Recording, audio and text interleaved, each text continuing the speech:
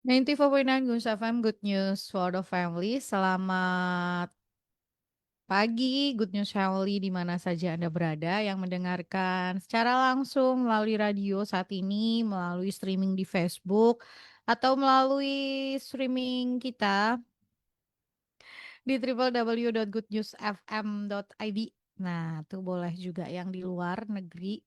Em, jadi kalau Anda keluar kota kemanapun gitu ya, asal Anda tahu jamnya, bisa menyamakan jamnya, bisa tetap dengerin Good News gitu ya. Atau di Radio Garden itu juga bisa.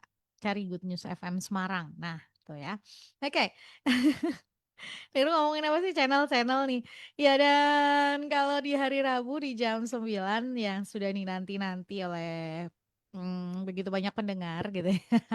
Ada Saber Hamenja, sampean bertanya, hambanya menjawab, yang akan menjawab pertanyaan-pertanyaan Anda. Yang mau kirimkan pertanyaan silahkan, karena waktu kita sekitar 90 menit ke depan atau 1,5 jam. Jadi cukup panjang untuk buat yang mungkin mau tanya. Walaupun list pertanyaan saya juga sudah banyak. Bukan dari saya, list pertanyaan dari pendengar yang sudah masuk tuh sudah banyak gitu kan. Nah, yang mungkin baru dengar Saber Hamenja ini acara apa sih? Acara jawab-jawab pertanyaan. Jadi yang mau nanya-nanya boleh silakan gitu ya. Apapun pertanyaannya kita akan coba jawab dan bukan Ningrum sih yang jawab adalah teman ngobrol saya yang akan menjawab pertanyaan ini. Ada Ibu Evangelis Elizabeth Philip yang akan menjawab pertanyaannya. Dan saya sapa dulu nih, sudah terhubung melalui aplikasi Zoom. Selamat pagi, Bu. Pagi Ningrum, Apa kabar, Ibu? kabarnya luar biasa, dahsyat. Yeay, di Semarang, Ibu. Ya Ningrum, Oke, siap. Udah November aja nih, dan udah mau minggu-minggu terakhir November. Jadi udah mau ke Desember. Wih, 2025 berasa yang cepat kayak sekali. iya, bener. Kayak yang cuman kedip gitu aja ya. Walaupun mungkin gitu ya, ini kan sempat ngobrol dengan beberapa orang ya, Bu ya. Walaupun Ya, mungkin ngejalaninnya sambil aduh gitu ya, atau ngejalaninnya sambil ya gitu. Tapi ya sudahlah, bisa dilewati gitu. Justru kalau sudah ngelewatin tuh kita berdiri gitu ya ngelihat ke belakang, wih ternyata ya Tuhan tuh keren.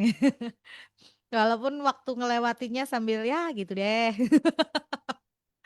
Oke, Bu, Ningrum punya banyak list pertanyaan, bukan dari saya, tapi dari pendengar yang ya, sudah kirimkan pertanyaan ini dan mereka sudah bersemangat sekali sepertinya kirim-kirim pertanyaannya dari ada yang dari jam semangat Ningrum. gimana Bu? Kita juga semangat. Iya dong. Justru semakin banyak pertanyaan, semakin seneng.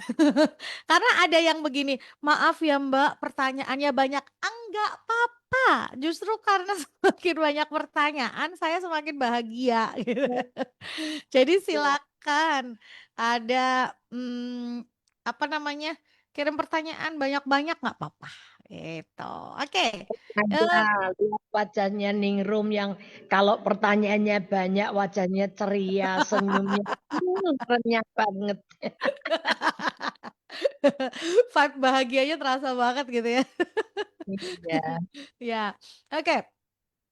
Nah, karena kalau banyak pertanyaan kita nggak kerasa. 90 menitku kayak yang, loh kok udah selesai gitu ya. Tapi kalau misalnya nggak ada pertanyaan kan ya nggak kerasa juga kita banyak ngobrol. Oke, ini pertanyaan yang pertama. Selamat pagi Bu Eli, selamat pagi Ningrum. Pagi. Mau tanya, orang Kristen apakah boleh menikah dengan orang Katolik? Loh, pertanyaannya ini yang apa namanya kurang tepat. Sekarang kalau saya tanya begini, kepala gereja itu siapa? Yesus. Yesus kan? Ya. Katolik dan Kristen itu kan namanya gereja kan, Iya. eklesia kan, yang dipanggil keluar dari gelap kepada terang yang ajaib. Iya. Yang dilarang sama Tuhan pernikahan adalah orang tidak seiman. Mm-mm. Karena pada intinya terang dan gelap tidak bisa bersatu. Iya. Apakah satu gereja sudah bisa dianggap beriman? Tidak. Orang segereja ya sama gerejanya, sama mereknya, dia aja belum tentu beriman loh. Iya. Karena iman itu percaya bahwa Yesus Kristus itu percaya kepada Injil ya. Mm-mm. Imannya sama enggak? Ada loh orang yang bersama-sama orang gereja, tapi yang satu enggak percaya dengan perkataan Yesus. Mm-mm. Tuhan mau ngomong apapun nggak diterima sama dia. Itu kan nganu tuh apa gitu. Jadi dia hanya sekedar ke gereja dia tapi nggak percaya sama Tuhan Yesus. Iya. Imannya beda. Mm-mm. Justru yang dikatakan seiman. Pernikahan itu kalau bisa dianjurkan dan dihimbau adalah seiman. Iya. Bukan gerejanya seiman. Percaya nggak? Kayak iman rasuli itu loh. Iya. Yesus itu ya Bapa, Putra dan Roh Kudus Tritunggal. Percaya enggak Yesus itu lahir dari sebagai anak Allah ya. Firman yang jadi manusia, mati buat nanggung manusia dan pada hari ketiga bangkit dari antara orang mati, naik ke surga dan Roh Kudus disurahkan buat kita.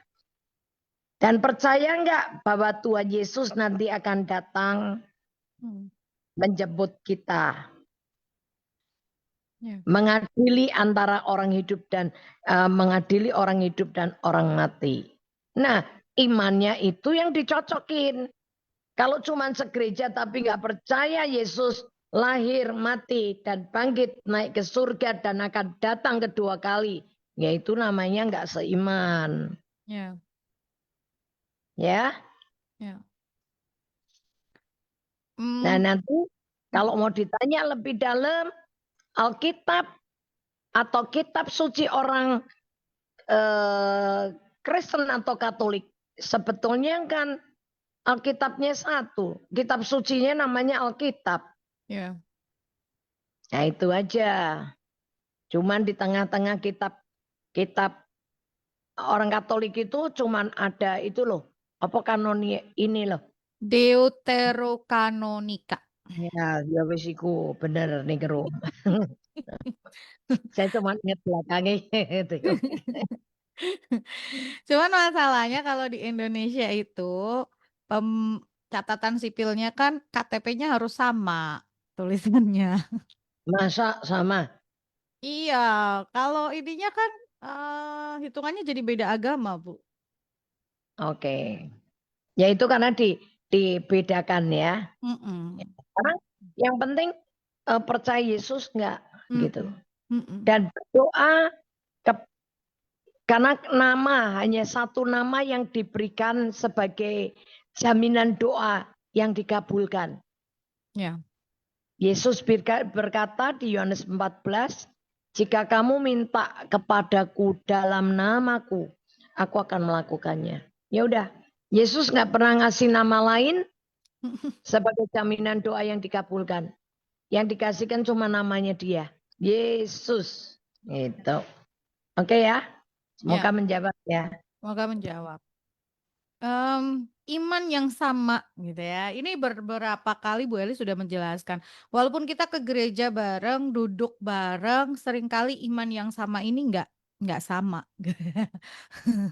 Tadi ya udah dijelaskan gitu. Seringkali imannya nggak sama. Nah ini yang harus di apa ya, dibenerin dulu gitu kan. Lanjut pertanyaannya kedua. Bu, mau tanya, batas-batas dalam pacaran secara Alkitab itu batasannya apa sih Bu Elis? Misalnya, pegangan tangan, pelukan, cium-ciuman, itu boleh tidak Bu Elis? Biar saya bisa mendidik anak-anak dengan benar. Sebetulnya begini, kalau batasnya itu pasti yang ditekankan adalah kekudusan. Ya, Allah itu kudus. Maka di surat Petrus berkata, hendaklah kamu kudus. Karena Allah itu kudus. Satu. Bedanya antara orang percaya dengan orang nggak percaya. Kalau orang percaya itu, ya, kalau pacaran itu di tempat terang. Harus ada perbedaan. Di tempat terang. Jangan di tempat gelap. Karena kalau di tempat gelap itu banyak setan. Goda nanti. Pegangan tangan tuh sebetulnya ya wong kita sama temen sama ini ya pegangan tangan. Apakah sekarang bisa dikonotasikan bahwa oh kalau sama perempuan laki nggak boleh sama perempuan. Loh itu ada juga. Itu Om Malangko jadi LGBT.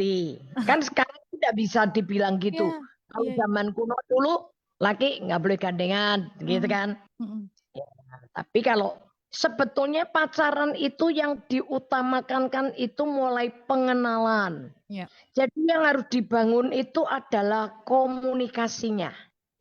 ya. Untuk ngelihat nih, ini cocok nggak nih? Ngelihat karakter orang nih. Ini karakter pacar atau karakter calon menantu. Nilainya itu kan dikomunikasi. Mm, Jalin komunikasi dengan baik. ya. Jangan kalau pacaran diem-dieman.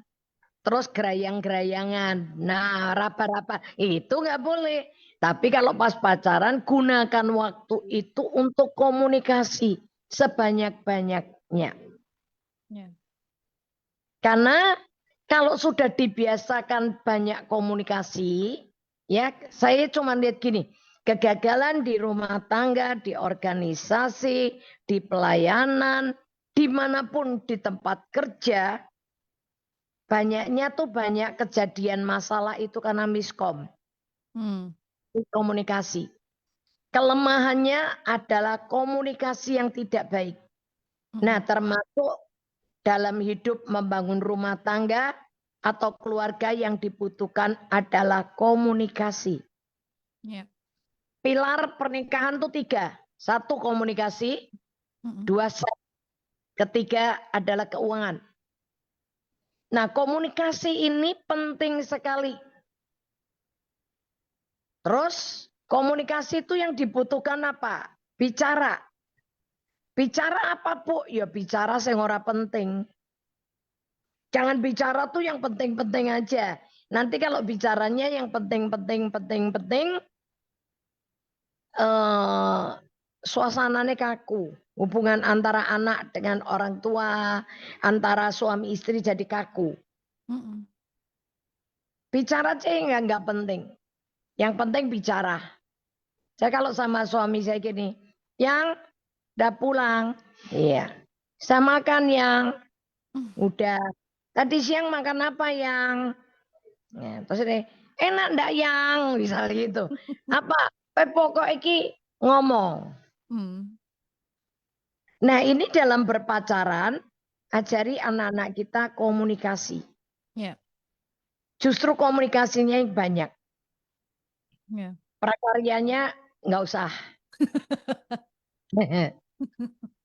Ya. Ya. Kalau saya ngajari gini, kalau pegangan ya kalau cuman pegang tangan ya nggak apa-apa, asal jangan nggak yang lain ya. Terus kalau bilang pelukan, ngapain pelukan? Orang belum jadi apa-apa kok masih. Kalau sudah tunangan ya, ya udah. Maaf lo ya, saya ngomongnya belak-belakan ya. Lagi pacaran kok cium-ciuman, nggak geli dah. Nggak tahu lo itu orang itu gosok gigi apa enggak lo. Nggak Ya. tahu lo dia tuh punya penyakit apa enggak lo. Jangan sampai nanti ketularan penyakit belum apa-apa. Udah ketularan penyakit. Ya, itu bahaya banget. Apalagi sekarang banyak penyakit yang begitu nggak jelas gitu loh. Kalau saya ya nggak mau. Kecuali sudah jadi suami istri. Nah, dan yang paling ditekankan ke anak-anak begini, jangan merusak atau mengambil hak Tuhan. Kalau kita lihat di kejadian satu, lalu Tuhan memberkati mereka. Ya, baru setelah Tuhan berkati, kejadian 1 Ningrum ayat Dan 28. 1 ayat 28. Allah memberkati mereka, lalu Allah berfirman kepada mereka, Nah, terus sedikit lagi, beranak. beranak cuculah dan bertambah banyak, penuhilah bumi dan taklukkanlah itu. Berkuasalah atas ikan-ikan di laut dan burung-burung di udara dan atas segala binatang yang merayap di bumi. Lihat, perintahnya Tuhan gini, lalu Tuhan memberkati mereka. Jadi nomor 1 tuh diberkati Tuhan. Oke? Ya. Setelah diberkati Tuhan, baru Tuhan bilang begini, beranak cuculah, penuhi bumi dan taklukkanlah bumi. Jadi dalam pernikahan tuh yang paling penting itu kekudusan. Diberkati Tuhan, baru setelah diberkati Tuhan boleh beranak cucu. Nah, kalau anak-anak kita sekarang ini banyak tidak menghargai pernikahan, maksudnya mengambil merampas hak Tuhan. Ya, ini enggak betul. Ini merampas hak Tuhan. Maksudnya jangan melakukan hubungan seks sebelum diberkati Tuhan. Karena selaput darah itu hak Tuhan. Kalau dalam pernikahan itu kenapa pengantin perempuan pakai cadar? Nah, itu sebetulnya lambang selaput darah. Setelah diberkati, terus cadarnya itu lagi dibuka. Setelah cadarnya dibuka, maka si suami boleh mencium pasangannya yang pertama kali. Kan gitu. Ya. Karena sebetulnya cadar itu lambang selaput darah.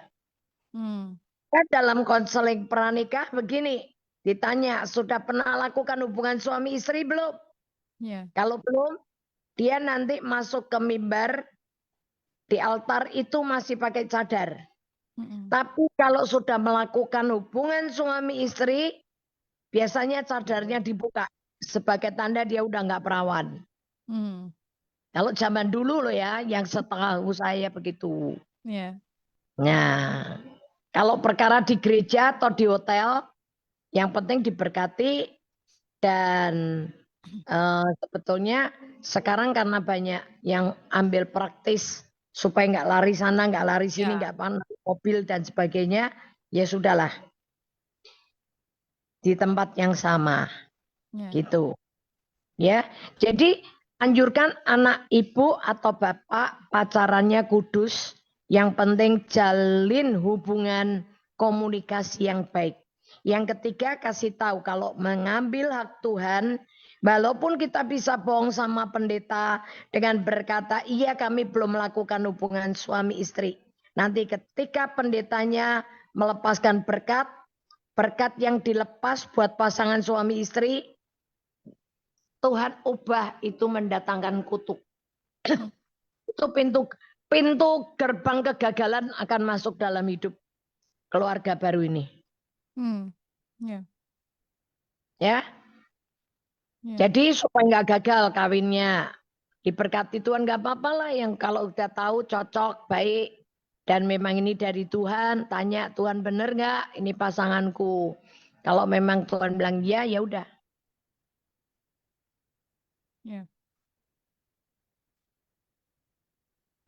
Oke, semoga menjawab pertanyaannya ya. Ibu tadi yang Ibu atau Bapak ya yang kirimkan pertanyaannya tadi. Yang pasti tadi ya pilar pernikahan harus diingat gitu ya. Yang pertama tuh komunikasi.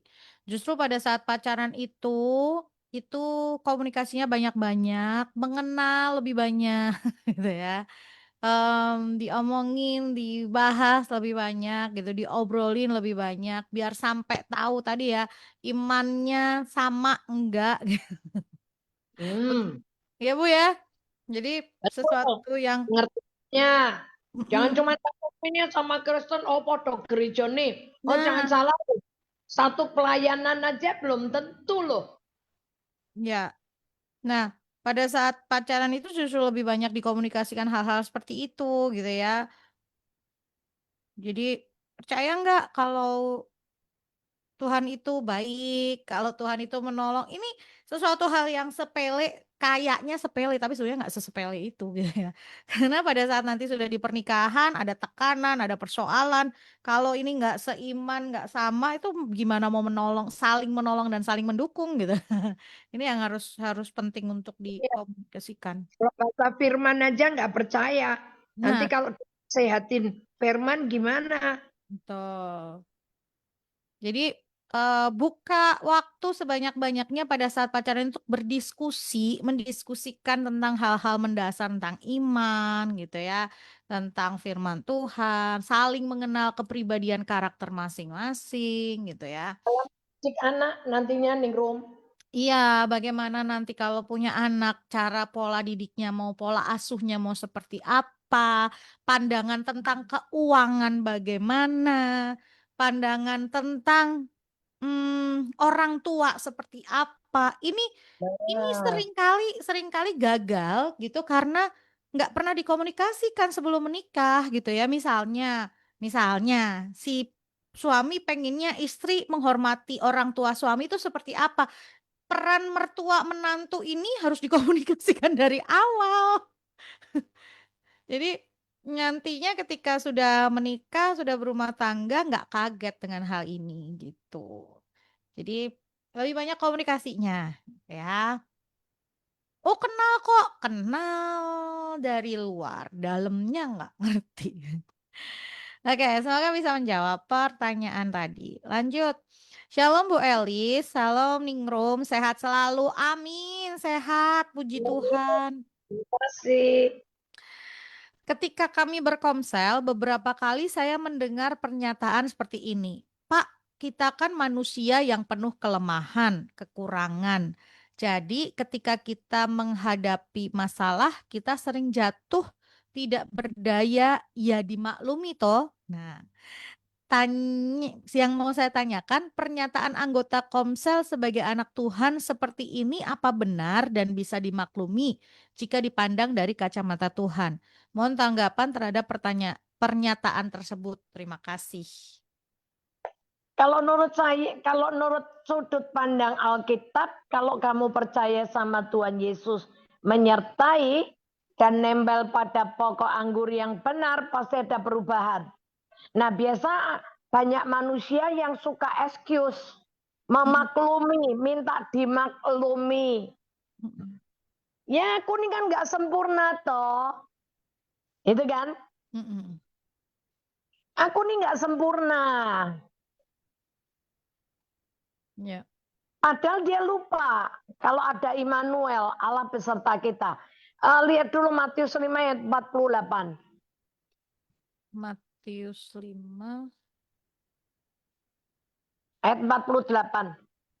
ayat 48. Karena itu haruslah kamu Ada sempurna kata harus. Ada kata harus. Karena sama itu mm-mm. haruslah. Kata harus kan? Ya, Harus itu wajib. ya. Bisa, ndak bisa, harus bisa. Iso ora iso Ora kudu iso iso. kudu iso. Iso ora iso kudu iso kudu iso. Iya. Karena itu haruslah kamu Sempurna. terus. Sama seperti Bapamu yang di sorga adalah sempurna. Nah, memang manusia tidak sempurna. Tapi Matius 5 mengingatkan tujuan kita berlomba-lomba dalam perlombaan yang diwajibkan bagi kita, yaitu berlomba-lomba menjadi sempurna. Seperti Bapak kita sempurna. Amin. Lalu pertanyaannya gini, Apa bisa aku sempurna? Menurut Anda gimana? Bisa nggak kita sempurna? Pining room, bisa nggak kita sempurna? Kalau jaminannya Tuhan, ya bisa, Bu. Itu kan yang bilang Ya, Yesus. kan tadi kan bilang haruslah. Kamu Kalau Bapak kita bilang haruslah, berarti harus bisa. bisa. Betul kan? Ya, Bisa nggak? bisa. Bisa. Kenapa? Karena roh yang sempurna Ada. miliknya Yesus sudah diberikan dalam diri kita manusia. Amen. Oke? Ya, Nangkep dulu sampai sini. ya. Bisa sempurna? Bisa. Mm. Alasannya kenapa? Karena tubuh kita adalah bait Allah. Ya, Roh Allah yang sempurna sudah diam di dalam diri kita. mm-mm. Tapi kenapa orang Kristen banyak yang kalah? Nggak berubah. Karena orang Kristen lebih menyadari setan di mana-mana, tapi orang Kristen lupa menyadari bahwa ada kata Immanuel, Allah beserta kita. Ya, Dan orang Kristen lupa bahwa Yesus sebelum naik ke surga berkata, Aku menyertai kamu senantiasa sampai kesudahan zaman. ya. Ya, berarti bisa nggak kita sempurna? Bisa. Bisa. Kalau sadar, satu, tubuh kita bait Allah. Ya, Dua, Allah yang ada dalam diri kita sempurna. Berarti benih ilahi yang sempurna sudah ada dalam kita. Penyertaan Tuhan dalam hidup kita. Yang ketiga, melekat kepada pokok anggur yang benar. Kepada firman Tuhan. Pasti bisa. Walaupun nggak instan, nggak brut gitu langsung sekejap. Enggak, ada prosesnya. Prosesnya nih, proses yang dihadapi tiap hari ini yang membuat kita tuh terbentuk sempurna. ya, Ya, oke ya. ya. Ya, tadi yang disampaikan Bu Elis 3 tadi, langkah menuju Kesempurnaan.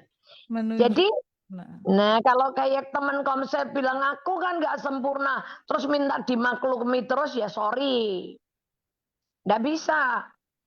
Jangan minta dimaklumi terus. Tinggal, oh ya aku salah. Besok aku ngulang lagi ya. Tak coba lagi. Ayo temannya bilang semangat, semangat. Kamu pasti bisa. Kamu pasti bisa.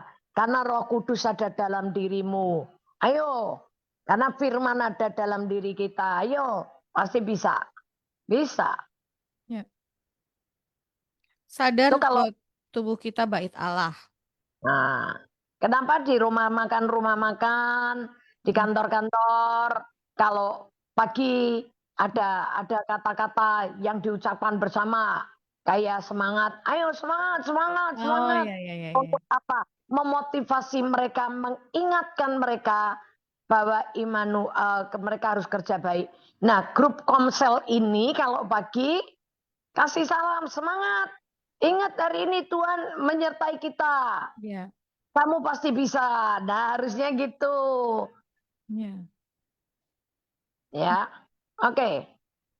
Tadi ya dicatat ya, pertama ingat bahwa sadar dan ingat bahwa tubuh kita adalah bait Allah. Yang kedua, penyertaannya Tuhan, Roh Kudus itu ada bersama kita. Betul ya Bu ya? Betul. Yang ketiga, melekat pada pokok anggur. Nah, ini Melekat di pada firman, yes. yes, pada pokok anggur, pada firman Tuhan. Ini diingatkan setiap hari. Biar ingat gitu ya ketika mau ini, oh iya. Teringat lagi. Itulah fungsinya sebetulnya kelompok sel. Saling mendukung, saling menyemangati, bukan memaklumi aja sih. Oke, lanjut ya. Selamat pagi. Ini banyak, tapi nggak apa-apa ya. Buat Anda yang mau nanya, kirimkan pertanyaan. Kalau misalnya kok nggak dibaca-baca, tenang, pasti dibaca. Sabar. Sambil menyimak pertanyaan yang lain ya. Oke, selamat pagi Bu Eli, selamat pagi Ningrum. Saya mau tanya. Oke, boleh. Yang pertama, saya kan buka toko.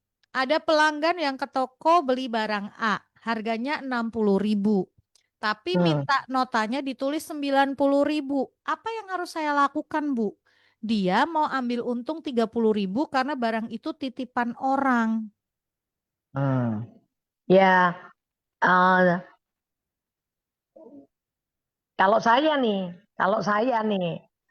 saya kan iman saya nggak bisa disamain, saya nggak bisa paksa Anda lakukan itu. Mm-mm. Kalau saya nggak mau ngasih kan, Ya. tapi pemilik toko bilang kasih kwitansi kosong. Hmm. Maksudnya kasih eh, apa kwitansi nota kosong. Hmm. Udah suruh tulis sendiri. Mm-mm. Ya. Jangan kita, Mm-mm. Ya. ya. Ya. Karena saya dulu ngadepin toko yang banyak pegawai, ya orang karyawan-karyawan yang melakukan begitu. Mm-mm. Iya. Ya. Kenapa sih mesti begitu gitu ya? Cuman ya itulah orang yang nggak takut sama Tuhan dan nggak pernah percaya bahwa ada berkat Tuhan. Ya. Suruh nulis sendiri aja, jangan kita yang nulis. Kasih konota kosong. Ya, Lanjut. Ya, bagaimana Bu mendidik anak yang bandel dan susah diatur? Anak saya umur 11 tahun. Kalau diberitahu bantah terus dan kurang ajar. oke. Itu saya, Bu. Saya dulu begitu, Bu. Bantah terus, Bu. Hmm. Saya nggak tahu loh dulu ya. Ini karena saya bisa cerita sekarang. Karena dulu saya begitu. Mami saya itu sudah capek sama saya.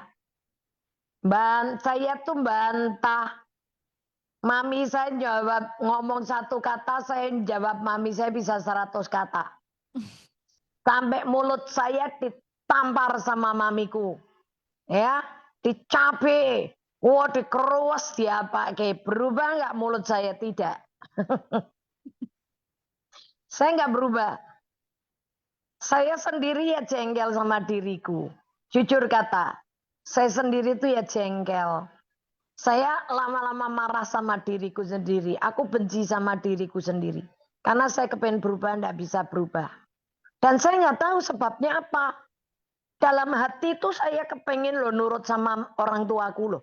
Hmm. Tapi saya nggak bisa. Buktinya apa? Tiap hari Sabtu saya ngaku di kamar pengakuan dosa. Saya ngakui kesalahan saya. Romo, saya ini bantah orang tuaku. Romo, aku ini mencuri uang orang tuaku. Romo, aku ini bohong. Tak akuin semua. Tapi berubah nggak? Nggak. Nah ini karena anugerah Tuhan, saya itu berubah. Ketemu Tuhan Yesus di umur 19 tahun. Kalau ibu ngelihat saya dulu ngeri, kalau ini film bisa diputer, ngeri loh. Saya kalau mulut saya tuh masih kecil, masih remaja umur 11 12, tapi kalau saya maki mantap. Kebun binatang keluar semua. Nenek kakek moyang keluar semua. Wih, ngeri. Dan saya kalau punya marah, punya kebiasaan yang sangat jelek. Itu kalau saya nggak ketemu Tuhan Yesus, saya nggak berubah, Bu. Dan setelah terima Tuhan Yesus, berubah. Ada perubahannya enggak? Ada. Hmm. Tapi sifat berontaknya udah nggak misuh, nggak maki, kebun binatang udah nggak keluar. Tapi kebiasaan bantah tetap terjadi. Dengan siapa ketika aku menikah? Suamiku kalau ngomong satu kata, aku jawab dia 100 kata. Seperti saya jawab mami saya. Sampai suamiku jengkel sama saya. Saya mulai berubah di mana? Ketika saya tahu ada roh penolakan dan pemberontakan yang ada dalam diri saya. Yang harus dicabut. Gara-gara saya itu nonton film aborsi. Hmm. Di situ saya baru tahu, saya ingat cerita mami saya, bahwa ketika mami saya hamil saya 2 bulan, mami saya berusaha untuk menggugurkan saya. Hmm. Dengan disuntik ke dokter, diminumi jamu, dipijet, ya diapa-apain saya nggak keluar. Saya tetap lahir. Nah, ketika saya lihat film aborsi itu, saya baru kaget. Oh, kenapa aku suka ngelawan mamiku?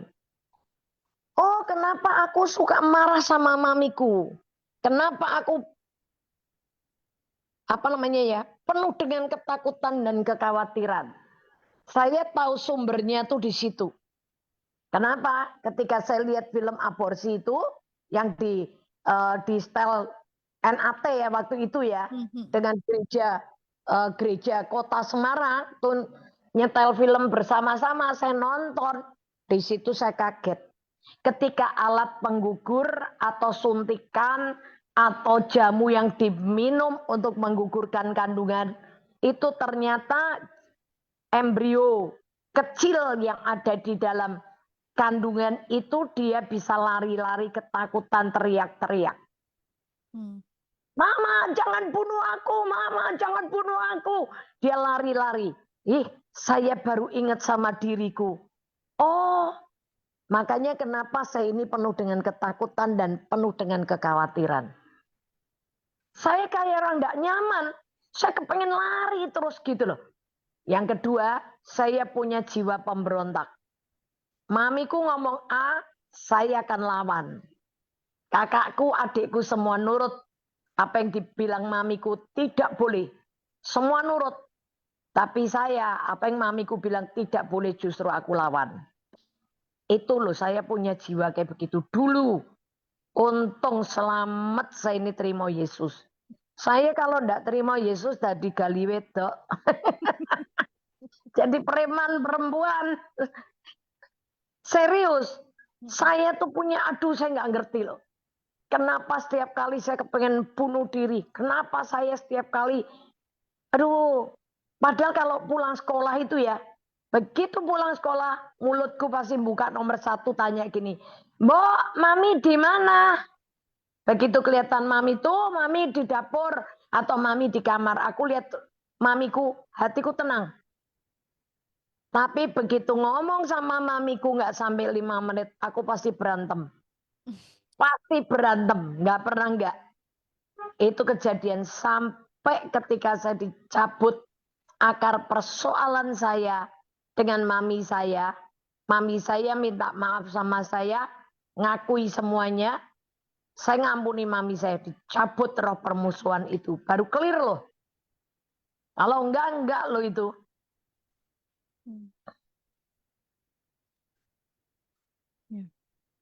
Coba dilihat kenapa. Adakah masalah dulu dengan anak ibu?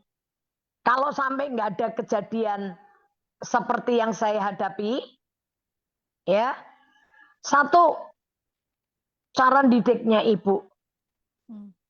Karena ini anak peralihan. Dan saya hadapi dengan anak-anak saya, ketika usianya sudah mulai 11, 12, 13 tuh kayak nyengit-nyengit gini, kayak bencek gini luar biasa. Nggak cuma karakternya, tapi sampai bau keringetnya pun bermasalah. Kayak bau keringet anak saya yang lagi akil balik itu kayak bau keringetnya kayak besi, mbuh piye amis, mbuh piye. Udah itu bener-bener. Itu lagi ngalami akil balik. Nah kita ngarahin aja. Ya, jadi nomor 1 dilihat dulu adakah masalah. Yang kedua, kalau nggak ada masalah, ya ini memang lagi akil balik.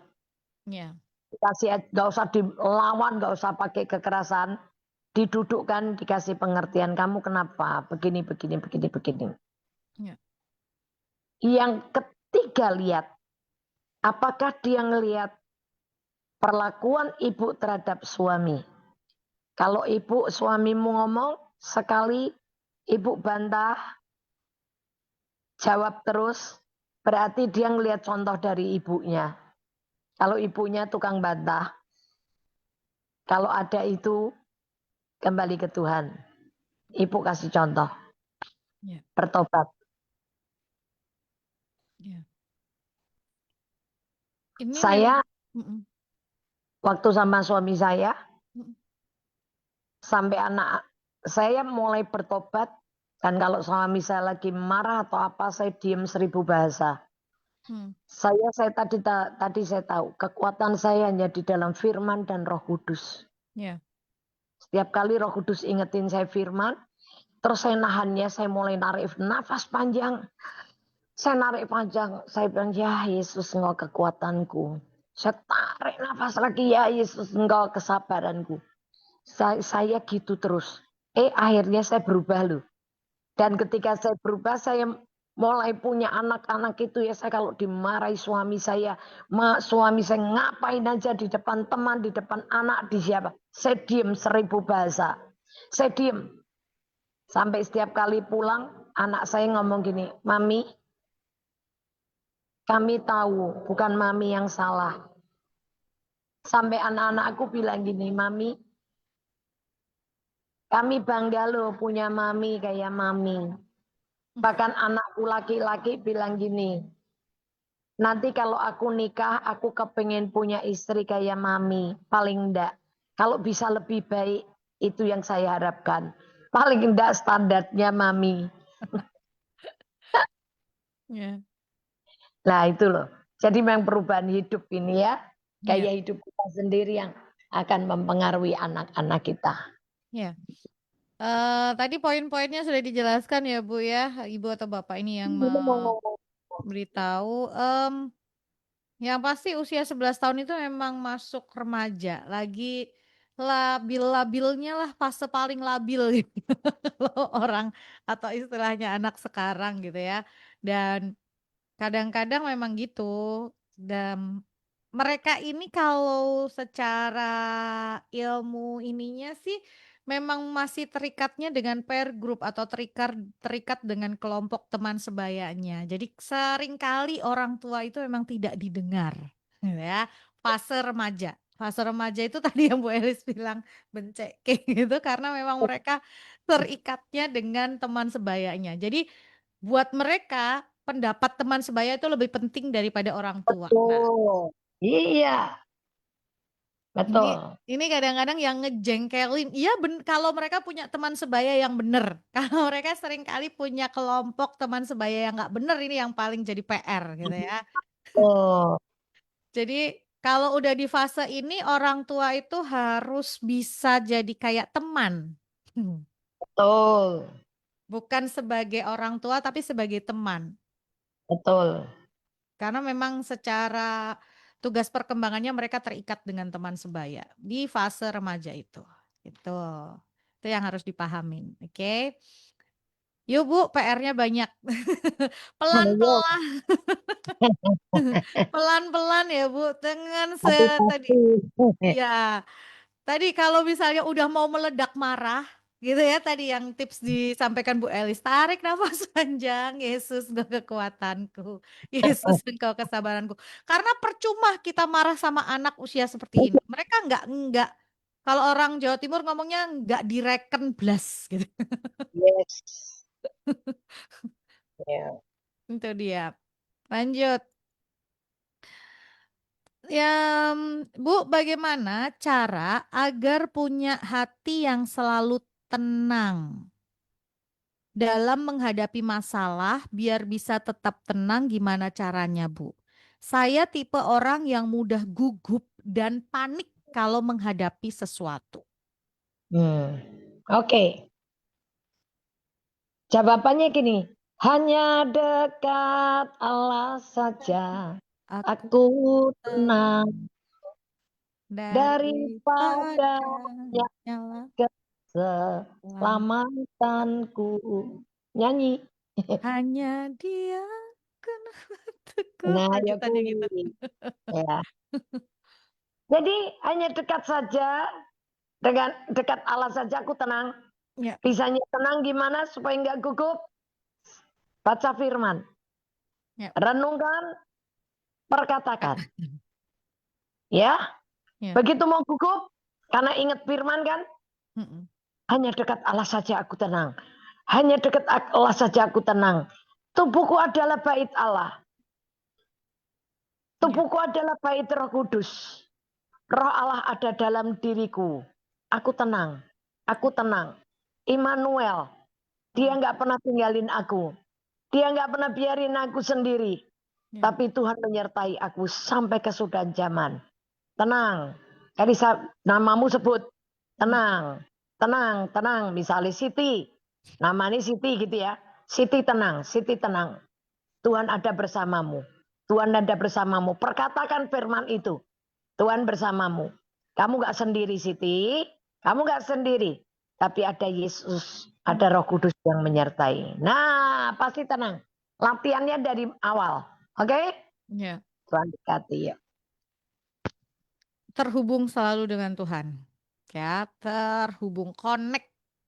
Jadi pada saat ada persoalan, permasalahan tadi, terbiasa baca firman, renungkan, perkatakan, dan lakukan.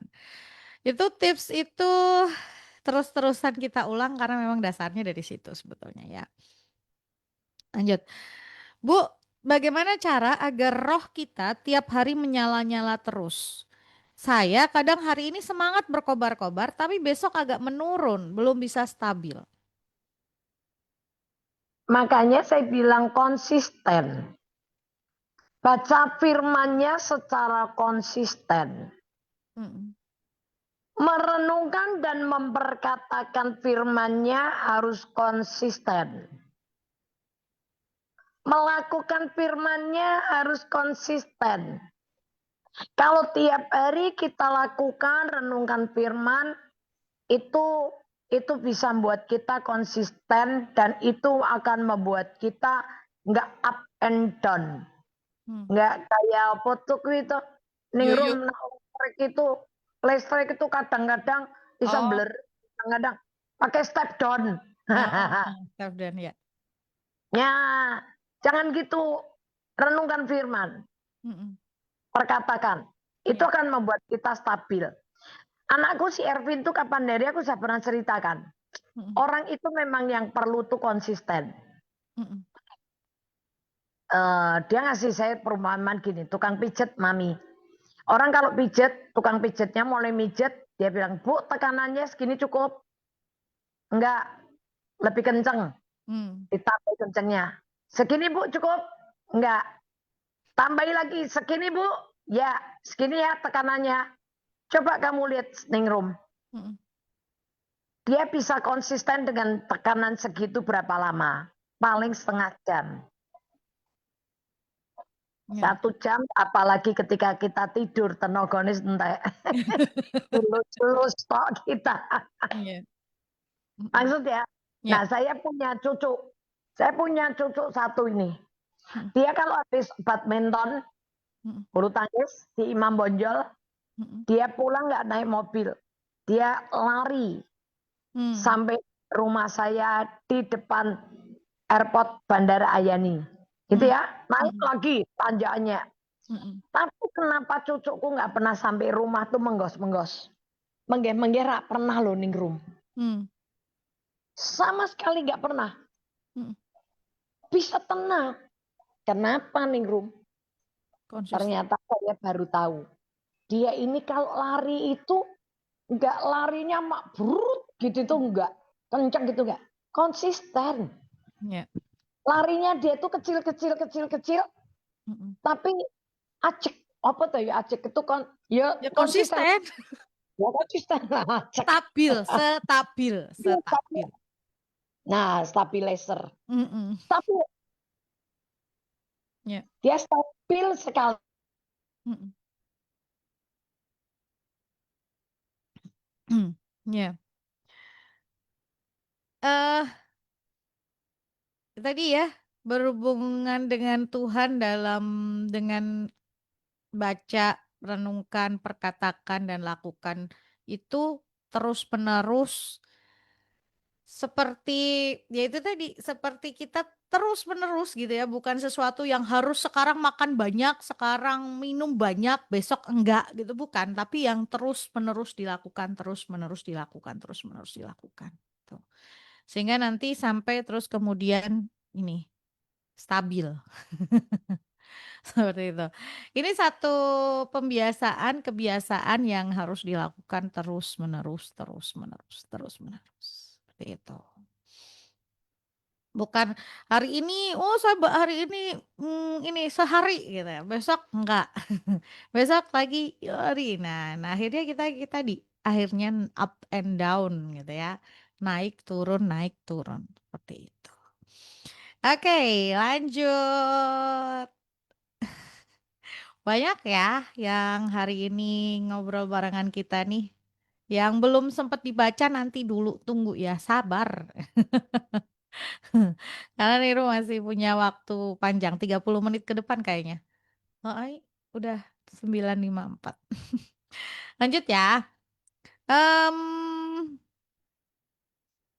Bu, saat hati sudah panas dan mau meledak gara-gara dibuat jengkel seseorang, cara mengatasinya bagaimana agar emosi tidak meledak? Hmm. Oke, sebentar, sebentar. Ya, ini tersambung lagi. Halo Ibu, mic-nya masih ketutup, masih ke mute. Apa nih Rom? Saya nggak dengar. Oke, ini pertanyaan selanjutnya. Saat hati sudah panas dan mau meledak gara-gara dibuat jengkel oleh seseorang, cara mengatasinya bagaimana Bu agar emosi tidak meledak? Nah, itu tarik nafas panjang. Pasti Roh Tarik. Kudus yang ada dalam diri kita Mm-mm. pasti akan kasih sabar, Ya, tahan diri. Itu mm-mm. kan Roh Kudus yang ngingetin kita kan. Ya. Nah, bagian kita tarik nafas panjang, sebut nama Yesus, Yesus. Engkau kekuatanku. Ya. Karena Yesus itu juru selamat. Mm-mm. Artinya Yesus itu pelepas atau juru selamat. Mm-mm. Ketika kita tarik nafas panjang, katakan Yesus, engkau kekuatanku. Yesus, engkau kesabaranku. Mm-mm. Ya. Itu tadi Pasti ya. nggak akan meledak. Justru sebetulnya sudah sampai di tahap yang bagus, kita sudah tahu tandanya kita mau meledak, gitu ya. Tadi kan, gitu ya, hati sudah panas mau meledak, gitu. Itu tuh sudah apa ya? Kalau berarti kayak warning sign-nya itu udah nyala, gitu loh. Ya, Em, ya. Tanda peringatannya itu udah nyala sebetulnya dan itu bagus. Justru pada saat itu Anda kemudian ingat terus tadi tarik nafas panjang, sebut nama Yesus. Udah Eh, deg-degan, hati udah nah, berdebar-debar. Itu kan sebetulnya sign.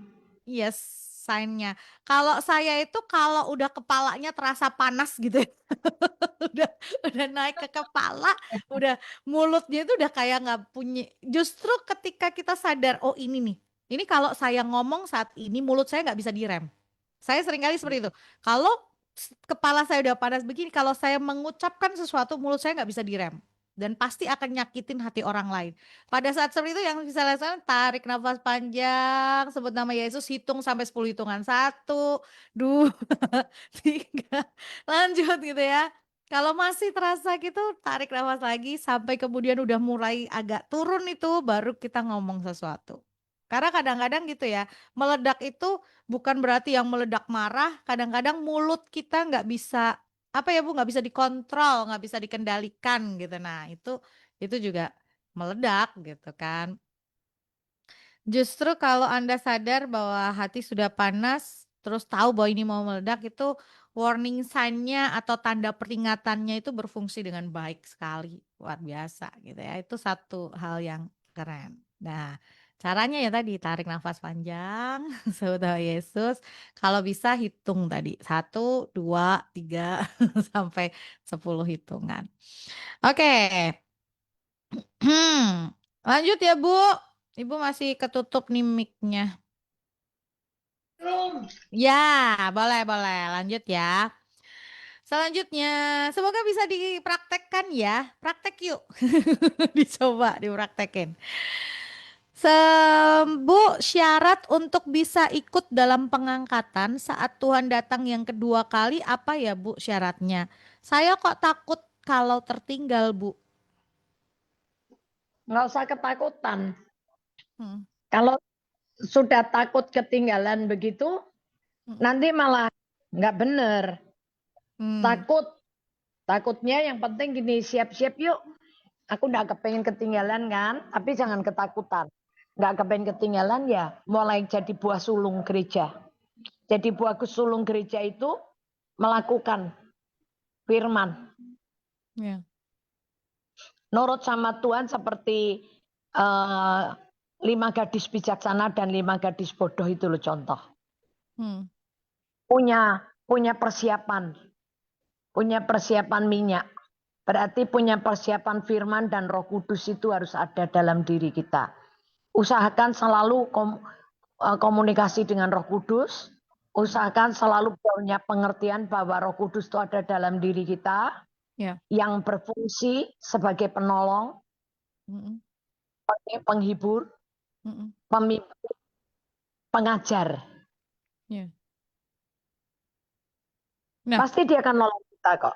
Ya. Bu, ini pas banget sih Ibu menyinggung tentang 5 gadis bodoh dan 5 gadis bijaksana. Ningrum sempat kepikiran kemarin, ini pertanyaan saya sih. 5 gadis bodoh dan 5 gadis bijaksana itu berbicara tentang apa sih Bu? Dalam artian gini, itu tadi Ibu sampaikan gadis bijaksana itu orang yang punya persiapan menantikan kedatangan Tuhan. Nah, kalau gadis bodoh ini apa? Orang yang mengabaikan atau yang nggak peduli gitu? Nggak punya persiapan. Hmm, Bukan bodoh itu yang di Matius 7 bilang. Dia hmm, dengar firman, tapi dia nggak mau melakukan. hmm, Dia punya pelita. Karena begitu kita terima Yesus kan, terang itu ada dalam diri kita. Tapi dia tidak mau cuman tiap minggu ke gereja dengar firman, dengar firman, dengar firman. Bahkan di rumah sambil masak, nyetel YouTube, dengar firman terus. hmm, Tapi nggak mau melakukan. Itu dianggap seperti 5 gadis yang bodoh. oke. Hmm, hmm, hmm, hmm, Hanya mau dengar firman terus. hmm. Tapi nggak pernah mau melakukan. Pas ada masalah, sebetulnya itu kan pas waktu praktek-prakteknya kita. Mm, Jadi sebetulnya ketika kita punya masalah, kita disuruh praktek firman. mm, ya, Ya, ya. Oke, ini ya jelas ya. Jadi gadis bodoh, gadis bijaksana. Yang bijaksana itu ternyata dua itu sama-sama dengar firman, sama-sama ngerti firman, sama-sama tahu firman, tapi perbedaan antara melakukan dan tidak melakukan. nah, yang bodoh kan nggak punya persiapan. Ya. Tapi kalau yang bijaksana itu karena dia tahu kapan Yesus datang, tuannya datang, pengantin itu datang kan dia nggak ngerti. Mm-mm, Tapi makanya dia siap. Dia punya minyak. Maka ketika yang bodoh minta, aku minta, dia bilang enggak. mm-mm. Ya, Persiapan, ya. siapa? Ini Dan Roh Kudus. ya firman dan Roh Kudus gitu ya. Melakukan taat. Lanjut. Semoga jelas ya tadi yang diuraikan dan dijelaskan oleh Bu Elis tentang ini gitu ya. Nggak usah takut karena ketakutan bukan berasal dari Tuhan. Nyambung Oh. ayatnya di situ. Lanjut. Bu, yang disebut kasih mula-mula itu apa? Yang ditulis di 7 jemaat dalam kitab Wahyu. Ya, Anda kan pernah jatuh cinta, Hmm. kasih mula-mula. Itu kan. Mm-mm. Orang kalau sudah kehilangan, kalau kasih mula-mula kan kepengen ngelayani, kepengen ngeladeni, kepengen nyenengke. Aduh pasangannya, aduh apa ya yang bisa aku buat ya untuk menyenangkan pasanganku ya. Oh pasangannya mau datang aja udah siap-siap mandi, pakai parfum, wangi, dandan ayu, gitu kan. Mm-mm. Terus nyiapin makanan, bersih-bersih rumah, nyiapin makanannya apa, semua kan dipersiapkan. Mm-mm. Tapi kalau liatin, kalau sudah lama menikah, pakai daster gombal, daster bau, rambutnya ucel, bau berambang, bar masak, yang nggak pernah mandi lagi. Hmm. Itu kehilangan kasih mula-mula. Hmm. Ya, coba deh perhatiin ketika kita ngalami kasih mula-mula nih ya sama Tuhan Yesus ya. Kita kan rajin berdoa, rajin baca firman. Bangun pagi, nggak usah dikejar-kejar. Kita siap-siap, ayo ke gereja, ke persekutuan. Ya sama aja tuh seperti itu. Ya. Baca firman, rutin gini. Nah, tapi begitu kehilangan kasih mula-mula itu sudah tidak punya kerinduan. Kerinduannya untuk ketemu sudah kayak orang ya wis lah wong. Ya wong sudah kawin, dah bojonan. Ya wis lah wong memang ketemu saben dina tidur. Ya wis lah dianggap sebagai kewajiban, kerinduan tapi rasane wis hilang. Nah, ini lebih tepat rasane wis hilang. Ya, ya, ya, ya. Sudah ada punya perasaan gereng, setrome wis ra ono. Ya.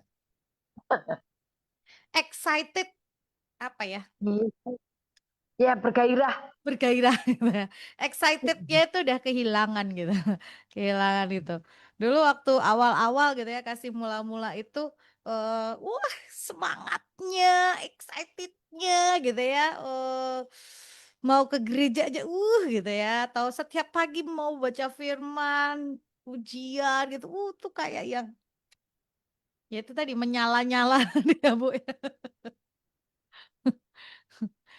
Excitednya gitu, semangatnya. Oke. Jelas ya, itu tentang kasih mula-mula. Lanjut. Bu, kalau ada orang minta tolong ke kita, entah itu pengemis atau teman atau orang lain yang datang ke kita mau pinjam uang atau minta uang, apakah harus selalu kita tolong?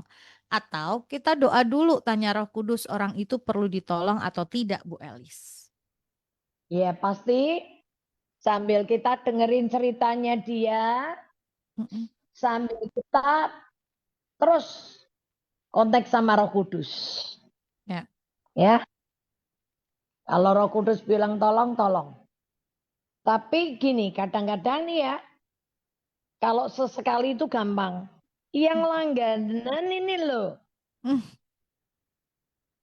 Yang kalau sudah ditolong sekali minta lagi, ditolong sekali minta lagi, ditolong sekali minta lagi, gitu terus-terusan itu loh.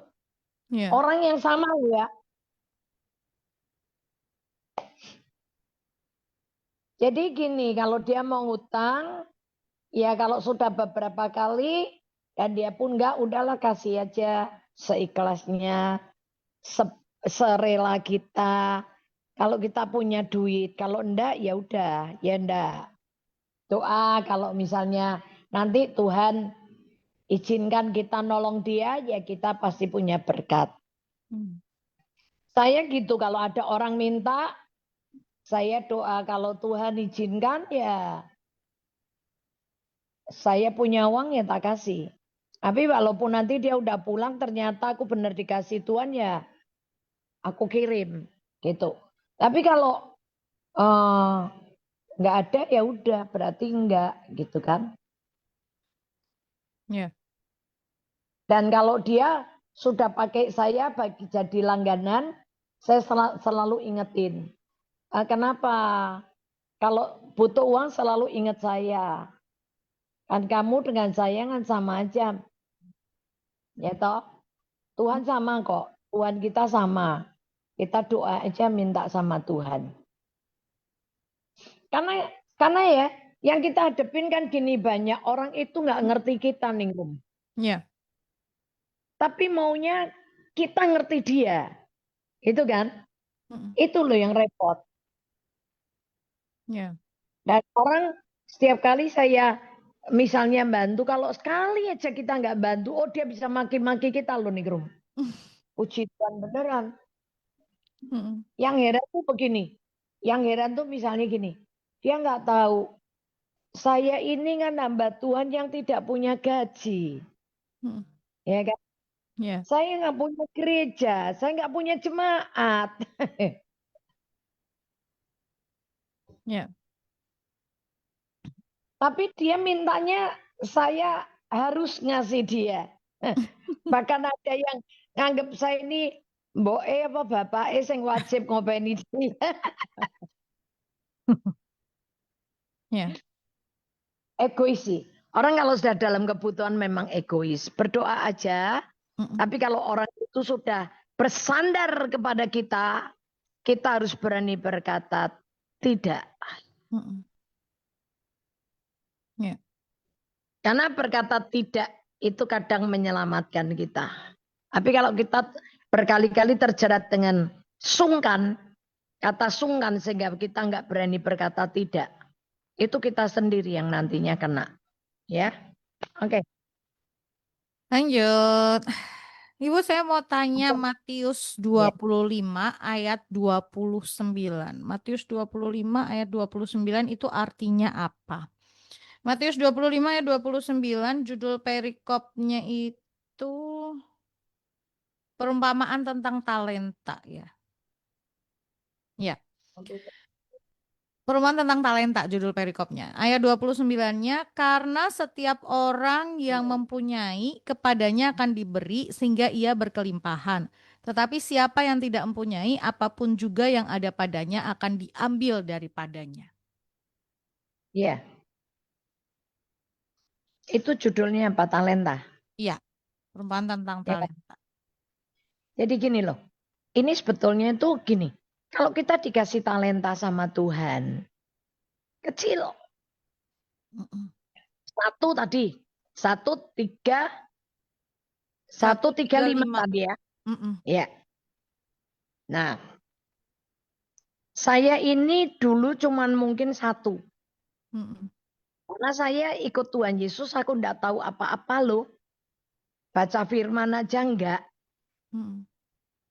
punya Alkitab. Makanya tuh sekarang saya merasa berdosa.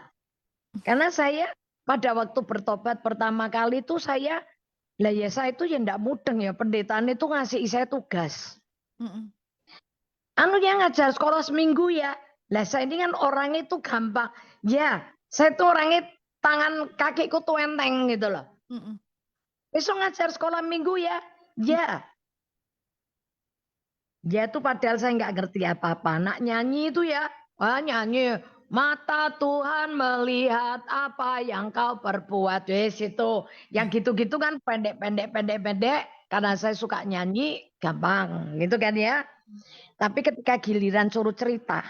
Kamu cerita ya sekolah minggu ya. Saya ya bilang ya. Aku nggak tahu. Dikasih cerita, suruh cerita tentang Petrus. Aku nggak tahu Petrus itu siapa. Ya Mm. supaya aku tetap tugas. Aku di kelas ceritanya bukan Petrus, tapi aku ceritanya tentang Pinocchio. Pinocchio hidungnya panjang. Karena bohong hidungnya jadi panjang. Ya. Jadi maksudnya, eh, tapi karena saya mau, Mm-mm. nih kuncinya karena saya mau dari hari ke hari, saya nggak tahu loh kalau ternyata saya latihannya itu dari sekolah minggu, ngajar sekolah minggu. Dari ngajar sekolah minggu, saya sebagai ketua kaum muda, ketua kelompok dulu. Setelah ketua kelompok, maju lagi. Nah, ternyata pelatihan saya itu dari saya nggak bisa apa-apa, Mm-mm. sekarang ditambah-tambah terus talentanya sama Tuhan. Yang tadinya saya nggak bisa nyanyi, dikasih kunci aja nggak tahu. Dikasih kunci A, saya masuknya ke F, dikasih ke C, masuknya ke G, wes ra karu-karuan. Tapi karena saya mau latihan terus gak pernah mundur, ya. Akhirnya bisa ngerti. Semua bedakan suara alat musik, gitar, melodi, ritme, bass, ngerti. Oh ini alat tiup, ngerti. Oh ini iramanya caca, dangdut, pop, waltz, tango, atau apa. Itu mulai ngerti. Dan yang tadinya ndak bisa ngepasin ke tukang, Pit mulai bisa. Itu saya ngelihat, oh ditambahkan sama Tuhan. Ya. Talenta itu ditambahkan. Mm. Bayangin, saya ini mataku buta disuruh khotbah. Mm. Pada waktu saya sudah matanya mulai nggak kelihatan, saya sebetulnya sudah ambil keputusan, sudah aku tidak akan pelayanan khotbah lagi. Tapi tetap dipanggil pelayanan. Bahkan ada yang bilang gini, ada teman pendeta yang bilang gini, kalau orang buta sing di khotbah ki opo. Saya gitu, ya udahlah, baguslah ya orang direndahkan tuh ditinggikan sama Tuhan. Amen. Tapi karena saya dipanggil ya pembicara di gereja yang lain, saya ikutin kan. Mm. Coba itu ditambah-tambahkan terus sama Tuhan. Ya. Ya. Ya, masih Itu ya artinya yang siapa punya terus ditambahkan. Itu tadi ya. Lanjut ya. Bu, kalau saya menolong orang miskin, orang lemah, dasarnya dari Matius 25 ayat 40 itu benar apa salah, Bu? Matius 25 ayat 40. Iya, Dan memiutangi. iya, Kenapa? dan raja itu akan menjawab mereka, aku berkata kepadamu, sesungguhnya segala sesuatu yang kamu lakukan untuk salah seorang dari saudaraku yang paling hina ini, kamu telah melakukannya untuk aku. Iya, bisa. Bisa ya, Bu? Bisa, sangat bisa. Tadi pagi loh, ini loh, saya lagi cerita sama karyawan saya. Kalau ngeladenin orang itu dengan hati. Mm-mm. Jangan cuman orang yang ngasih kamu duit, kamu baik. Kalau orang itu kamu baikin, kamu berbuat baik kepada orang yang suka memberi kamu, pahalamu apa? Mm-mm. Nggak, di bumi. Ya. Saya bilang gitu. Tapi kalau kamu bisa menolong orang yang nggak pernah bisa balas kamu, sebetulnya kamu justru sedang simpan berkat pahala di surga. Mm. Kamu dikasih duit nih loh, lihat emang duitmu bisa kamu bawa mati. Enggak kan? Enggak ada yang bisa kamu bawa. Nah itu pahala perbuatan kamu itu yang akan kamu bawa nanti menghadap Tuhan. Saya ngomong gitu. Nah saya ingat cerita, saya itu punya satu teman namanya Opa Pangke. Mm. Orang Manado. Satu kali di depan rumahnya itu ada orang miskin, anak kecil yang apa ya, badannya tuh penuh luka, kedinginan dan baunya tuh busuk, nggak enak. Opa Pangke itu lihat dibuka pintu rumahnya, dia panggil anak kecil itu, sini nak masuk. Wah kan jadi bau rumahnya jadi bau busuk. Terus opa itu buatin dia eh, susu, Mm. susu coklat mana hangat. Anaknya suruh minum supaya nggak kedinginan, dikasih makan. Terus akhirnya karena udah malam itu, opa suruh anak itu tinggal di kamar tidur. Udah kamu tidur di rumah opa aja sini. Dibukain kamar. Wah istrinya opa panggil tuh marah. Lihat bau busuk. Rumah kita bau busuk. Anak kayak begitu ditidurin di tempat kamar kita. Bau busuk. Itu kan dekil. Orang miskin. Ngapain? Udah dikasih makan ya di luar. Nggak usah dibawa masuk. Bla bla bla bla. Ketika mereka berantem. Karena anak itu udah dimasukin kamar sama opa. Tiba-tiba ketika mereka berantem itu. Tiba-tiba rumahnya tuh baunya tuh jadi wangi sekali. Kayak orang rumah itu kayak orang disemprot parfum. Wangi sekali. Mereka kan kaget. Mencari. Lu ini bau dari mana kok tiba-tiba rumah yang baunya busuk tiba-tiba jadi wangi. Dan Mm. ketika dia ngeliat kamar yang dipakai anak itu disuruh tidur sama opa. Itu kamar itu terang sekali. Bercahaya terang. Terus diintip tuh. Si opa sama oma ini ngintip dari eh, apa lubang. Mm. Apa yang terjadi kok kamar ini terang sekali? ternyata anak itu tidur tapi dikelilingi cahaya terang yang luar biasa. Dan ketika sesaat dibuka sama opa, anak itu hilang. Ternyata itu Tuhan. Nah, kadang-kadang itu kita tuh nggak sadar ketemu sama Tuhan. Ya. Lewat orang-orang miskin, lewat orang-orang yang hina, orang-orang yang kayaknya nggak layak di disambut gitu loh. Itu Ya. betul tuh, Matius 24 itu luar biasa itu. Ya. Kejadian bener. Jadi terus aja maju ya. Ya. Kita nggak tahu loh yang datang sama kita tuh siapa loh. Yes, betul. Oke, terima kasih yang sudah kirim pertanyaannya. Lanjut ya, ini saya tuh pertanyaannya masih banyak. Oh, puji Waktu Tuhan, haleluya. kita tinggal ya 10 menit ke depan, nggak apa-apa lah ya. Oke. Ya, 10 menit. Tapi nggak apa-apa, lanjut ya Bu ya. Selamat pagi Ya, Ningrum, selamat pagi Bu Elis, mau tanya. pasti.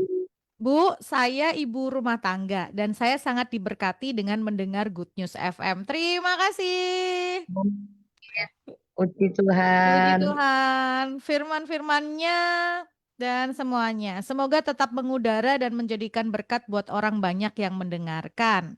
Amin. Amin. Yang ingin saya tanyakan, kalau saya mulai mau membaca firman Tuhan siang hari setelah melakukan aktivitas kok selalu gagal. Mohon petunjuk Bu, supaya saya bisa semangat untuk membaca firman Tuhan dan berdoa. Terima kasih, Tuhan berkati. Saran saya bangun pagi sebelum ngapa-ngapain. Baca firman dulu tuh paling enak. Pasti nggak keganggu. Kalau kita sudah terima telepon aja satu nih. Atau kita udah ngerjain kerjaan yang lain sih. Pasti putus. Itu pengalaman. Ya. Ya, Jadi minta waktu. Bangun pagi dikit. Kalau biasa bangun jam 6 atau jam 5. Ya majuin dikit lah. Setengah 5. Ambil waktu ya. untuk baca firman, untuk berdoa. Ya, kalau saya banyak tengah malam ketika saya ngelilir dan Mm-mm. saya kalau ngelilir tuh jamnya itu selalu hampir sama jam 3 gitu. Ya Iya. udah, saya udah turun bangun, saya langsung Ya. doa. Doa nanti kalau sudah selesai, kalau saya memang nggak ada kegiatan lagi, saya tidur lagi. Nah, nanti jam 7, setengah jam 6 baru bangun. Tapi kalau memang jam 7 pagi atau jam 6 pagi saya sudah ada kegiatan, saya nggak tidur lagi, udah lanjut. Ya, Ya. oke. Oke, sebentar ya. Ini karena pertanyaannya tuh banyak, jadi harus Ningru bacain satu persatu. Apa kalau jawab nggak usah panjang lebar to the Oh, point. jangan. Nanti yang pertanyaannya ini nggak jelas malah kasihan ya. Tahu-tahu nggak apa-apa, aku guyonan aja kok sama kamu. Lanjut, lanjut ya, lanjut.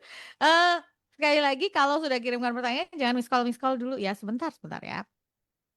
Shalom pagi Bu Elis, pagi Ningrum. Saya pegang firman di 2 Korintus 5 ayat 7. Sebab hidup kami ini adalah hidup karena percaya bukan karena melihat. Udah. Saya percaya suatu saat saya punya rumah di Cirebon, tapi saya dikatain saya ini mencobai Tuhan. Apa bedanya iman dan mencobai Tuhan? Terima kasih. Maksudnya yang bilang siapa? Kok mencobai Tuhan? Di mana mencobainya Tuhan? Kan Mungkin hidup karena dia percaya nih, dia bukan cerita ke karena orang lain terus dikatain gitu, Bu. Padahal lah ya dia diceritain gitu, dia omong sama temennya gitu kan, mencobai Tuhan kan. Mm-mm. Terus tadi yang Cirebon tadi apa, dapat rumah di Cirebon tuh gimana? Ya, dia percaya bahwa suatu hari nanti dia punya rumah di Cirebon. Terus, Oke. ini belum terjadi kan? Percaya dia Ya, suatu hari. Ketika dia mungkin cerita sama orang lain tanggapan ini kan iman. Orang lain tanggapannya, ya. wah kamu itu bukan iman tapi mencobai Tuhan. Lah pertanyaannya bedanya iman dan mencobai Tuhan itu apa? Loh, memangnya Tuhan bisa dicobai? Yakobus 1 bilang Allah itu nggak pernah dicobai, tidak pernah mencobai siapapun dan tidak dapat dicobai siapapun. Ya. Nggak usah didengar aja orang itu. Coba Yakobus 1 ayat 13 Tuhan bilang bahwa Allah tidak mencobai dan tidak bisa dicobai. Yakobus Benar 1, nggak? Ayat 13. Yakobus 1 ayat 13. Apabila seorang dicobai, janganlah ia berkata, pencobaan ini datang dari Allah. Sebab Allah tidak dapat dicobai oleh yang jahat, dan ia sendiri tidak mencobai siapapun. Ya sudah. Mana bisa kita mencobai Tuhan? Ya, Orang Tuhan itu maha tahu kok. Maha tahu. Bisa nyelidiki hati kita yang paling dalam. ya, Nggak mungkin lah kita bisa mencobai. Orang Tuhan aja nggak pernah mencobai kita kok. Apalagi kita. Kita nggak bisa mencobai Tuhan. ya, Biarin aja. Memang gini. Orang beriman itu resikonya dibilang orang gila. Dibilang orang komentar banyak orang. Tapi biarin aja. Itu kan hak mereka. Ngomong kan. Kita nggak bisa nutup mulut mereka untuk tidak ngomong, biarin aja. Itu memang ya gangguan-gangguan hanya untuk menggoyahkan imanmu. ya, Tapi kalau Anda tetap beriman, tetap percaya, nggak ada yang mustahil. ya, Apa yang kamu percaya satu kali bisa terjadi. ya. Ya, Amin. oke. Lebih Yes. dengar ke perkataan Tuhan daripada ke perkataan orang-orang di sekitar kita. Ya. Oke. Tuhan berkati. Dan berkati. Justru mereka tuh datang untuk menggoyahkan iman kita. Ya. Ya kan? Mereka datang tuh untuk ya itu tadi untuk mulai menggoyahkan gitu ya kepada iman kita yang tadinya oke gitu ya terus jadi kita iya ya mikir lagi gitu. Lanjut. Pagi Bu Elis, pagi Ningrum. Bu, mau tanya. Dalam acara Iya. pernikahan ada acara langkahan. Langkahan itu adik menikah lebih dulu. Yang saya tanyakan perlu atau tidak dilakukan. Apa arti penting acara tersebut untuk kedua kakak beradik? Misal tidak dilakukan, apa ada konsekuensi atau akibat untuk mereka? Kalau dilakukan, apa syaratnya? Berupa apa? Itu kan sebetulnya tradisi aja. Ya, betul. Dan itu sebetulnya hanya sebagai penghormatan. Kalau saya kesimpulkan, itu rasa hormat seorang adik kepada kakak. Ya. Kulo nuwun. Mm-mm. Maksudnya Ya. ngelangkahi, pelangkahan itu ngelangkahi. Harusnya kakaknya menikah dulu, Mm-mm. tapi ini adiknya yang menikah dulu. Ya. Salah enggak? Enggak. Mana dulu yang dapat jodoh ya enggak usah ditahan. Biarkan dia yang nikah duluan. Cuman ada tradisi atau ada adat kebiasaan hanya untuk menghormati kakak. Ya. Kalau untuk orang-orang yang animis, orang-orang yang masih mitos, langkahan itu supaya habis itu KKE juga nganu tuh loh. Jodoh. Judo. Ngenteng-ngentengin judo Enteng misalnya gitu. jodoh. Tapi sebetulnya kalau saya secara logika saya cuman itu penghormatan dari Ya. seorang adik yang Kepada kakak. permisi lah kak, kula nuwun ya, Ya. aku duluan gitu loh. Kayak kita nih mau pergi nih loh. Kita mau pergi aja kita bilang duluan ya kak, Mm-mm. ma aku duluan ya jalan dulu gitu kan nggak apa-apa Ya. kan? Ya. Ya udah apa restu restu. Restu. Itu hanya sebagai bentuknya tadi hormat gitu ya, Ya. penghormatan gitu ya atau eh, s- tanda kasih, tanda sayang boleh juga. Iya. Ya, Bentuknya apa terserah. terserah. Sak mampunya adik itu yo. Iya. Nah, adik ndak punya apa-apa ya ndak usah pakai apa-apa gitu kan. Karena Dicium karena pakai kata-kata. ada Hah? kepercayaan yang diminta gitu loh, Bu. Nah, ada permintaan yang nah itu loh ini Itu ada yang permintaan benda yang harus diminta eh, dipersiapkan. Ya udahlah kalau kita tahu ya sudah kakaknya tanya kamu mau apa kak gitu loh. mm-mm. Tapi adiknya mampu nggak beliin? Yang kalau minta tas Hermes 1 miliar ya ada duit. Kalau misalnya tidak dilakukan, apa ada konsekuensi atau akibat? Sebetulnya Enggak ada. dilakukannya nggak ada gitu loh. Tapi sebetulnya secara otomatis biasanya minta izin kan. Kalau saya menikah Iya. dulu, itu juga sudah sebagai satu satu satu fase tertentu yang kita kita lakukan. Etika lah, etika ya. Ya betul. Etika, sopan santun, terus Mm-mm. bentuk kasih. Cuman itu aja. Konsekuensinya apa enggak? Enggak. Nggak ada. Ya. Mm-mm. Oke, lanjut. Masih ada satu lagi deh, satu lagi. Oke. Ya. Selamat pagi, Bu. Mau tanya, sepupu saya beberapa kali saat dia minta didoakan di altar call dan setiap kali didoakan akan selalu pingsan. Ya mau ditanyakan apakah pingsan itu oleh karena jamahan Tuhan atau karena masalah lain ya, Bu? Terima kasih. Belum tentu bisa zaman Tuhan, tapi kalau setiap kali pastinya dia ada masalah dia dari pribadi orang itu. Mm-mm. Ya. Kami kata selalu loh, selalu pingsan. Mm-mm. Kalau selalu pingsan itu pasti ada masalah di intern orang itu. Mungkinkah dia punya tekanan jiwa, Oh iya iya. mungkin apa gitu kan. Dan Mm-mm. mungkin itu kebiasaan itu dikasih pengertian nggak orangnya. Ditanya kamu kenapa kok setiap kali jatuh, kenapa setiap kali kamu pingsan. Mm-mm. Itu pingsan beneran kah? Dia terusnya pingsan gitu, Bu. Atau, atau hanya dia rebah? Setiap kali didoakan di altar call dia rebah, terbaring. Hmm. Oh Kalau iya. pingsan, nah pingsan ki mbok kaploki gak kerasa lho, mbok jibiti ya ndak Oh iya kerasa lho. iya iya betul. Nggak sadar gitu ya. Nah, ndak sadar lho ya. Orang kalau Mm-mm. nggak sadar dipukuli tuh dikaploki pipinya plok plok plok plok plok supaya sadar gitu kan. Ya.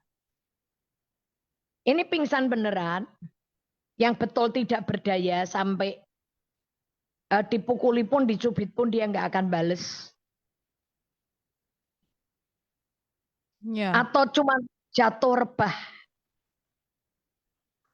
Kalau Belum. cuma jatuh rebah, Mm-mm. nangis, itu bisa karena ada kejiwaan.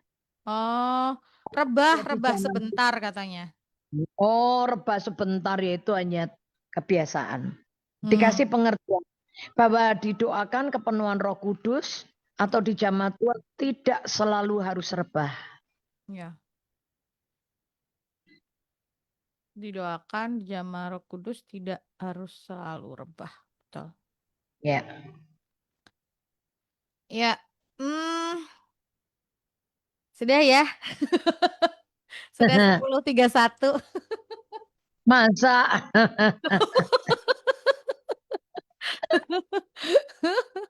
Nggak ada jeda, nggak ada berhenti, lanjut terus gitu ya kita tuh hari ini.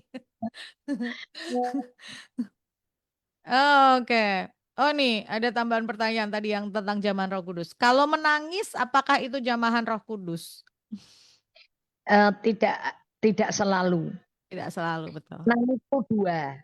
Ada yang nelongso, aduh Mm-mm. Tuhan, kenapa uripku koyo ngene?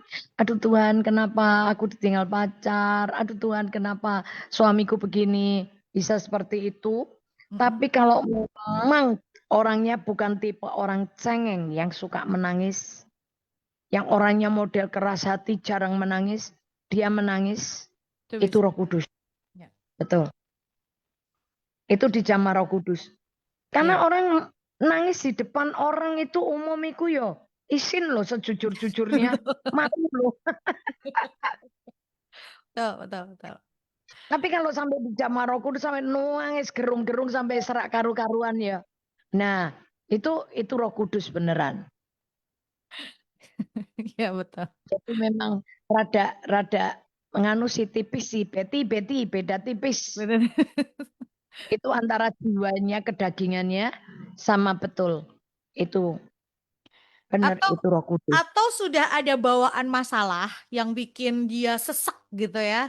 Terus Ya, ya. pada saat pada saat itu dia merasa, ini gitu ya, itu bisa jadi terus kemudian luapannya Bisa. tangis.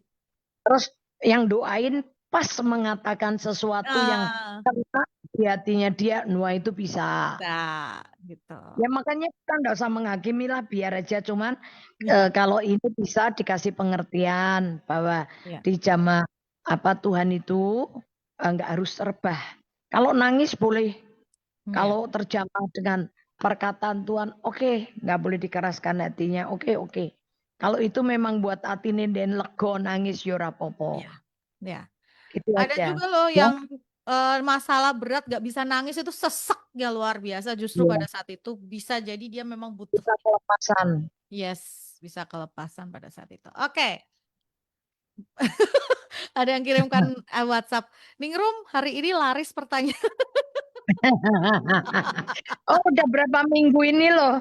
Udah berapa minggu ini? Nggak selesai terus. Nggak selesai terus. Bahkan sampai ada tadi di menit keberapa udah kirim pertanyaan, dia bilang gini, makasih ya pengertiannya Ningrum. Pertanyaan saya dibaca minggu depan aja ya. Listrik di tempat saya mati, saya nggak bisa dengerin. Saya terima kasih sekali itu loh, luar biasa. Oke, Iya. ya. Terakhir Bu, seperti biasa buat pendengar. Iya, saya hanya pesan begini. Teman-teman pendoa, teman-teman pendengar Good News yang saya kasihi, begini. Yeremia 29 berkata begini, usahakan kesejahteraan kota. Berdoa dan usahakanlah kesejahteraan kota di mana kamu diam. Karena kesejahteraan kota itu adalah kesejahteraanmu juga. Itu ya. Ya, Nah, sekarang pertanyaannya begini. Kok pertanyaannya begini.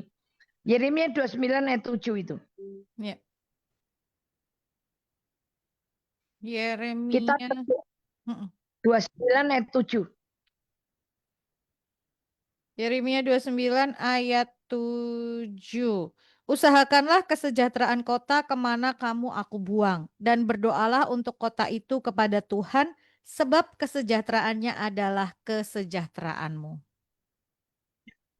Jadi kalau kota Semarang ini aman, diberkati Tuhan, dijaga Tuhan, menjadi kota perlindungan, menjadi kota percontohan, terhindar dari banyak musibah, itu pastinya kita sebagai penduduk kota Semarang ini kita juga merasa aman, Amin. merasa sejahtera.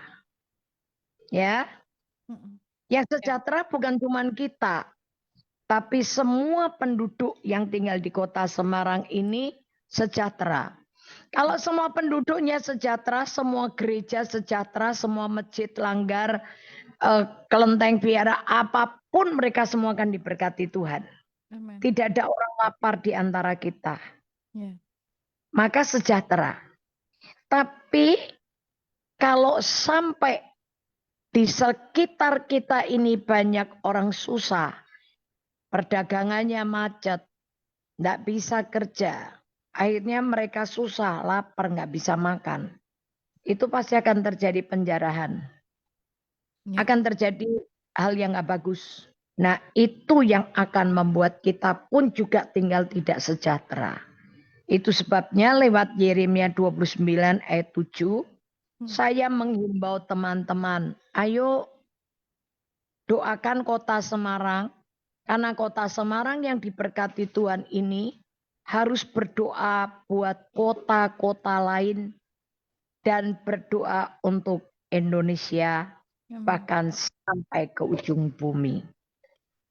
Ya, Ada 2 tempat untuk kita berdoa hari Senin. Kalau Anda hanya bisa datang hari Senin, waktunya punya jam 10 sampai jam 12. Mari kita berdoa memberkati kota Semarang dan pemerintahan Indonesia ya, di Gereja GPT KAO Alfa Omega ya. lantai 6 jam 10 sampai jam 12. Yang kedua, ada menara doa kota yang siap berdoa 24 jam. Jadi yang mau masuk jam berapa giliran karena mengingat tempatnya terbatas. Mhm. Tapi Menara Doa Kota Semarang ini yang satu-satunya di Indonesia 24 jam. Hmm. Dan kami membutuhkan, ayo kelompok-kelompok komsel-komsel dari gereja-gereja seminggu sekali ambil jam. Terutama kalau bisa yang malam. Yang kasihan yang kalau ibu-ibu kan bisanya yang jam 10 gitu kan. Tapi yang punya mobil, yang punya kendaraan, kalau bisa yang mulai dari jam 10 malam, jam 12. Jam 12 sampai jam 2 pagi. Jam 2 pagi sampai jam 4. Jam 4 yang mau sampai jam 6. Monggo masuk ya. Supaya kota ini tetap menggenapkan apapun yang Tuhan katakan, menjadi kota percontohan, Ya. menjadi kota perlindungan yang diberkati Tuhan, jadi berkat bagi kepulauan dan untuk Indonesia sampai ke ujung bumi. Amin. Tuhan Yesus berkati. Tuhan Ya, Yesus oke. memberkati. Terima kasih Ya, Ibu. Ningrum. Ya, sampai ketemu minggu depan. Sampai ketemu hari Senin di Doa Kota dan sampai ketemu minggu depan di Saber Hamenja. Terima kasih Gitu Shelly buat hari ini. Berharap apa yang dihadirkan jadi berkat dan bermanfaat buat setiap Anda ya. See you.